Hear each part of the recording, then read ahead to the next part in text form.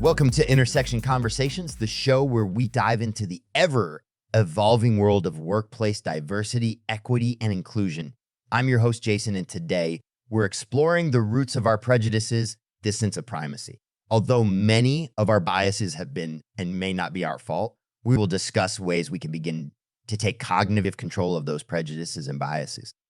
Demographic shifts such as changes in the racial, ethnic, age, or gender composition of a population can have profound impacts on societies and institutions. While these shifts can lead to positive outcomes like increased diversity and cultural richness, they can also lead to unintended consequences, especially when viewed through the lenses of primacy and supremacy. Here are some of the unintended consequences and how they relate to primacy and supremacy. As the demographic makeup of a community changes, there may be an increase in social tension, particularly if the existing majority feels their primacy or supremacy is being threatened. This can lead to resistance, conflict, or even hostility between different groups as the status quo is challenged. 2, polarization and radicalization. In response to demographic shifts, individuals or groups who feel their position is threatened might retreat into more extreme, ideologically homogeneous groups. This can lead to increased polarization as people seek affirmation and support from those who share their views, potentially leading to radicalization in some cases.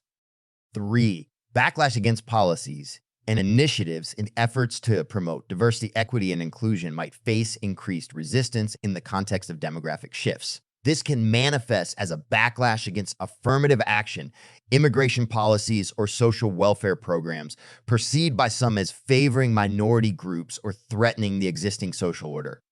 4, reinforcement of stereotypes and biases. In situations where demographic shifts are met with resistance or hostility, there can be a reinforcement of negative stereotypes and biases. The majority group, feeling threatened, might resort to stereotyping and scapegoating minority groups, blaming them for various societal issues.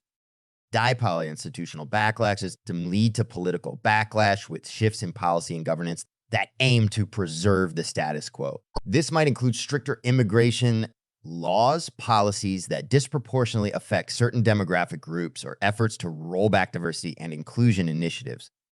Changes in demographics can exacerbate economic disparities if they are not managed inclusively. For instance, if new demographic groups are marginalized or face discrimination, it can lead to economic segregation with unequal access to education, employment, and resources.